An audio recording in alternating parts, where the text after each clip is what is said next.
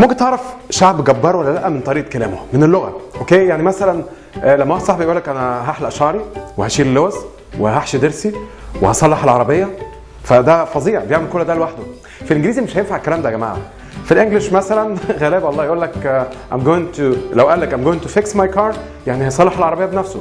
I'm going to have my car fixed ده فرق كبير جدا. have my car fixed يعني هيدي فلوس لحد يصلح العربيه دي، لكن لا، ازاي بقى؟ انا اللي بصلح العربيه وانا اللي I'm going to actually extract my tonsils يعني اللوز. اوكي، لا في الانجليزي نقول I'm going to have my tonsils removed او extracted. اوكي، في الانجليش لازم تحدد انت اللي هتعمل الحاجه دي بنفسك ولا هتدي فلوس لحد يعمل الحاجه دي.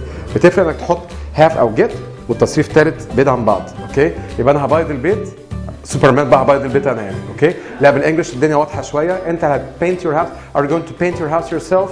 لا، I'm going to have my house painted. احنا بنعمل كل حاجه لوحدينا. It's Superman, super people here.